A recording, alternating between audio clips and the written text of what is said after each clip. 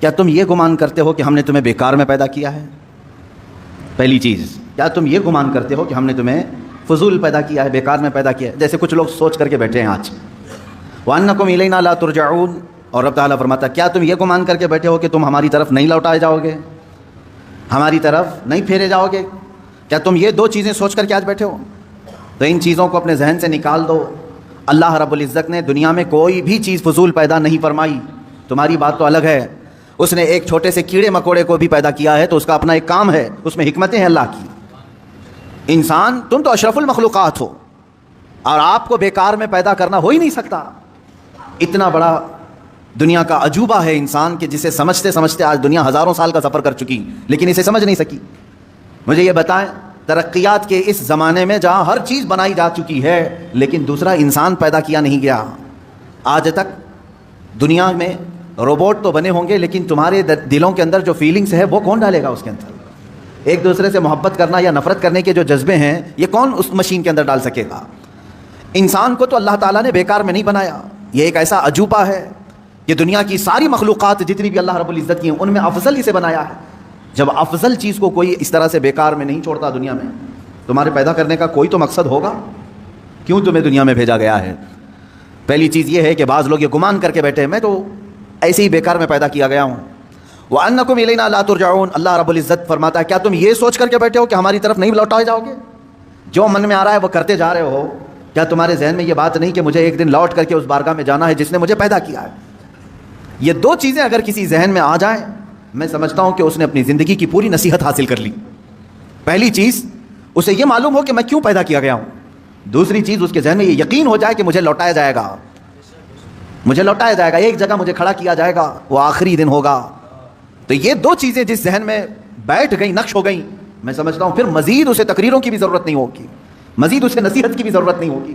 اسی لیے میرے آقا صلی اللہ تعالیٰ علیہ وسلم نے ارشاد فرمایا کہ تمہارے درمیان دو نصیحت کرنے والے ہمیشہ رہیں گے، سمجھانے والے ہمیشہ رہیں گے، ایک قرآن پاک ہے اور دوسرے موت۔ موت تمہیں سمجھاتی رہے گی کہ ہر ایک کو لوٹنا ہے اللہ کی بارگاہ میں، ہر ایک کو پلٹ کر کے جانا ہے رب ذوالجلال کی بارگاہ میں۔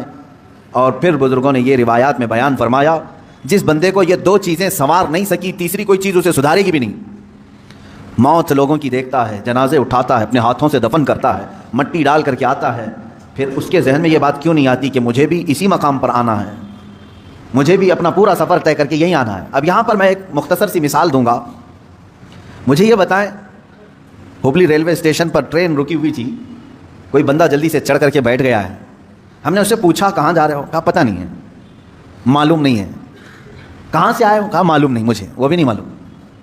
تو آپ کی نظر میں ایسا بندہ کیا ہوگا؟ پاگل ہی تو ہوگا، بیچارے کو یہ بھی نہیں معلوم کہاں سے آیا ہے اور زبردستی چڑھ کے بیٹھ گیا ہے، اسے یہ بھی نہیں معلوم ٹرین جا کہاں رہی ہے۔ دنیا میں یہ دو چیزیں جسے نہیں معلوم اسے بیوقوف نہیں، مہا بیوقوف کہیں، جسے یہ معلوم نہیں کہ وہ کہاں سے آیا اور کہاں جا رہا ہے۔ سفر یوں ہی نہیں ہوتا، آپ ایک بس میں بھی بیٹھتے ہیں تو پوچھ کر بیٹھتے ہیں کہ کہاں جا رہی ہے۔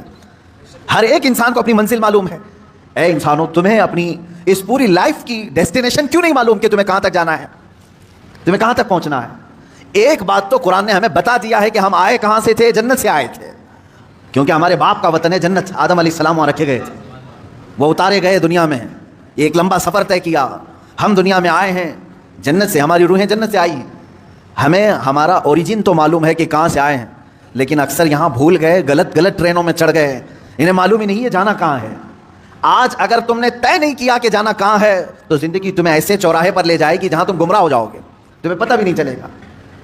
اب مثال کے طور پر اور ایک بات میں بتا دوں، مسجد سے نکلتے ہی اگر تم نے ارادہ کر لیا کہ مجھے درگاہ حضرت سید فتح شاہ رحمۃ اللہ علیہ میں حاضری دینا ہے، مسجد کے قدم باہر نکالتے ہی تمہارا ارادہ ظاہر ہو گیا، تم نے یہ ارادہ کر لیا، تو اب یہ تمہارا ارادہ تمہیں سیدھے اسی روڈ پر لے جائے گا جو درگاہ تک کی طرف جا رہا ہے۔ لیکن تم یوں ہی اندھا دھند چلتے رہے، کہاں جانے کا ہے سوچا ہی نہیں۔ تو مسجد سے باہر نکلنے کے بعد کیا کرتے ہو؟ ہوٹل میں گھس گئے، دکان میں کھڑے ہو گئے، کسی شو روم میں چلے گئے، دوستوں سے بات چیت کرتے رہے، شام ہو گئی، کیونکہ ارادہ ہی نہیں تھا جانا کہاں ہے۔ تھک گئے تو سونے کا بستر ڈھونڈ لیا۔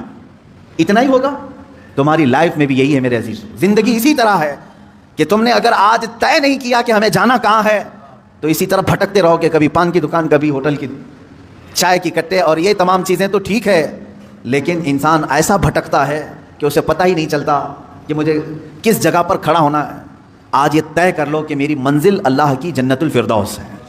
جب تم نے یہ طے کر لیا تو تمہارا یہ ارادہ ٹھیک ٹھیک تمہیں اسی راستے پر چلائے گا. انسان کا مضبوط ارادہ اسے اس کے راستے پر لے آتا ہے. اللہ کی ہدایت بھی ہو. لیکن سوچا ہی نہیں, کبھی آج تک سوچتا ہی نہیں میں کہ مجھے جانا کہاں یہ معلوم نہیں. پوچھو پکڑ کر کے کسی کو, روزانہ صبح ہو رہی ہے شام ہو رہی ہے, صبح ہو رہی ہے شام ہو رہی ہے, زندگی کا سفر کٹ رہا ہے, یہ کہاں تک جائے گا؟ اکثر تو یہ کہیں گے جیسے چل رہا ہے چلنے دو, ہمیں کیا معلوم کہاں تک یہ زندگی لے جائے گی. میرے عزیزو, زندگی کہاں لے جائے گی؟ تم اسی طرح پنچر گاڑی میں بیٹھو گے تو پتہ نہیں کہیں پر بھی ٹائر پھٹے گا. اور ایسے ہی ہوتا ہے جیسے آپ یہاں سے نکلے اور ڈیسٹینیشن معلوم نہیں تھا, زندگی بھر گھومتے رہے اور جب تھک گئے تو قبرستان میں سو گئے. تمہیں اٹھا کر کے سلا دیا گیا, ہو گئی زندگی ختم ہو گئی. لیکن وہ بندہ جسے اپنا ڈیسٹینیشن معلوم ہے, جسے اپنی منزل معلوم ہے, جسے اپنا گھر معلوم ہے, وہ بھٹکتا نہیں, اسی راستے پر چلتا ہے. میرے پاس ٹائم کم ہے, مجھے جانا یہاں تک ہے. وہ تیزی سے دوڑتا ہے, یا سواری ملے تو اس پہ سواری پہ بیٹھ جاتا ہے. اب مجھے یہ بتائیں, آپ کے ارادوں میں یہ ہے کہ یہاں سے مجھے اجمیر شریف جانا ہے. آپ کے پاس فقط 2 دن کا وقت ہے, آپ کوئی انتظام نہیں تھا, پیدل ہی نکل پڑے. تھوڑی دیر کے بعد دوڑنے لگے کہ نہیں 2 ہی دن کا ٹائم ہے, جلدی پہنچنا ہے. اس کے بعد پھر کوئی بیل گاڑی آئی, اس میں چڑھ گئے, جا رہی ہے یہ مجھے جہاں تک لے جائے, مجھے فاسٹ ہونا ہے. تھوڑی دیر کے بعد کوئی بائک والا آیا, وہ لے کے گئے. تھوڑی دیر کے بعد بس آئی, اس میں چڑھ گئے. تھوڑی دیر کے بعد ٹرین مل گئی, اس میں چڑھ گئے. یعنی آپ اس راستے پر ہر فاسٹ جانے والی چیز کو ڈھونڈ رہے ہیں اور بڑھتے جا رہے ہیں, کیونکہ 2 دن کا ٹائم ہے. اور بڑھتے بڑھتے اتنی تیزی سے پہنچ گئے کہ وقت سے پہلے آپ اجمیر معلیٰ پہنچ گئے. یہ زندگی کی دوڑ ہے. میرے عزیزو, تمہارے لیے اگر جنت کا فیصلہ ہو چکا ہے آپ کے ذہن میں کہ مجھے جانا وہیں پر ہے, تو میں یہ بتاتا ہوں زندگی بہت شارٹ ہے تمہارے پاس, بہت مختصر ہے. بہت تیزی سے تمہارے دن گزر رہے ہیں, تمہیں لوٹایا جائے گا اللہ کی بارگاہ میں. اور اس راستے پر تم تیزی سے چلو, اس لیے کہ ٹائم کم ہے, اور جنت کا ٹکٹ کسے ملتا ہے یہ بھی بتا دیا گیا ہے. تمہاری نمازیں کمپلیٹ ہوں, جلدی سے اس کی طرف توجہ کر لو. تمہارے روزے باقی نہ رہیں, اس کی طرف لگ جاؤ. تمہاری زکوٰۃ کوئی قضا نہ رہ جائے, اس کی طرف لگ جاؤ. حج اگر فرض ہو چکا ہے تو فوراً چلے جاؤ, اس لیے کہ وقت تمہاری زندگی میں بہت کم ہے. اور جسے یہ معلوم ہو کہ میرے مختصر وقت میں مجھے سب کرنا ہے, میں سمجھتا ہوں وہ اپنی زندگی کو عیاشیوں میں نہیں گزارتا, فالتو اور ضائع اوقات اپنی زندگی کو نہیں خرچ کرتا. عزیزان گرامی وقار, آیت کریمہ پھر سے میں پڑھتا ہوں. اللہ رب العزت ارشاد فرماتا ہے, افحسبتم انما خلقناکم عبثا, کیا تم یہ گمان کر کے بیٹھے ہو کہ ہم نے تمہیں بیکار میں پیدا کیا ہے؟ عزیزان گرامی وقار, ایک جو چھپکلی ہوتی ہے, ایک کاکروچ سمجھ لیں, جھینگر, اس کو بھی اللہ نے بیکار میں نہیں بنایا. اس کے وجود کا کوئی نہ کوئی مقصد ہے. لاکھوں اس کی مخلوقات ہیں, ہر ایک کے پیدا کرنے میں کوئی نہ کوئی حکمت ہے جو پیدا کرنے والا جانتا ہے. اب تم جیسی مخلوق کو, ہم جیسی مخلوق کو اللہ کیا بیکار پیدا کیا ہے؟ اگر تمہارا یہ ارادہ ہے کہ ہمیں بیکار نہیں پیدا کیا گیا ہے, تو پھر اپنا وقت بیکار کیوں ضائع کرتے ہو؟ اپنے اوقات کو فضول کیوں برباد کرتے ہو؟ اس وقت کو وہ بندہ فضول نہیں خرچ کرے گا جو یہ گمان کرتا ہے کہ اللہ نے مجھے بیکار میں نہیں بنایا, مجھے بیکار میں نہیں پیدا کیا ہے. اے عزیزو, اللہ تبارک و تعالیٰ نے مقصد زندگی بھی ہمیں دوسری جگہ پر بیان کر دیا کہ تمہیں پیدا کرنے کا مقصد کیا ہے. وما خلقت الجن والانس الا لیعبدون, میں نے جنات اور انسان کو صرف اس لیے پیدا کیا ہے کہ وہ میری عبادت کریں. تم پیدا کیے گئے ہو رب کائنات کی عبادت کے لیے. یہ کیسا بھولا انسان ہے, اس ایک چیز کو چھوڑ کر کے ساری چیزیں کرنے لگ گیا. جس کے لیے پیدا کیا گیا تھا وہی چھوڑ دیا. یا ایسے ہی اس کی مثال ہے کہ ایک چرخہ جو ہوتا ہے, مشین, کپڑے سینے والی مشین, کس کام کے لیے ہوتی ہے؟ کپڑے سل کر کے دے. لیکن وہ مشین جو ہے ایڈوانس بن گئی اس زمانے, وہ پریس کر کے بھی دے رہی ہے, کپڑا پریس کر کے بھی دے رہی ہے, کپڑے کو طے کر کے بھی دے رہی ہے, کپڑے کو دھل کے بھی دے رہی ہے. ایڈوانس ہو گئی. سلائی مشین کی بات کر رہا ہوں میں, فار ایگزامپل میں مثال بتا رہا ہوں. پریس کر کے بھی دے رہی ہے, دھلائی کر کے بھی دے رہی ہے, طے کر کے بھی دے رہی ہے, سکھا کر کے بھی دے رہی ہے, لیکن ایک کام نہیں کر رہی ہے, کپڑا نہیں سل پا رہی ہے. کپڑا سل نہیں پا رہی ہے. تو آپ کیا کہیں گے پھر اس کو سلائی مشین کیوں کہہ رہے ہیں؟ یہ تو دھلائی مشین ہوئی نا, یہ تو پریس کرنے والی ہوئی نا. یعنی ایڈوانس سارے کام کر رہی ہے, لیکن جس کام کے لیے اس کو سلائی مشین کہا جا رہا تھا وہ کام نہیں کر رہی ہے, سل نہیں پا رہی ہے. سیم یہی مثال کچھ انسانوں کی ہے. یہ سارے کام کر رہا ہے دنیا میں, بہت سارے کام کر رہا ہے. لوگوں کا دل رکھنے میں صبح سے شام کر دیتا ہے, شام سے صبح کر دیتا ہے, پھر بھی لوگ اس سے راضی نہیں ہو پاتے.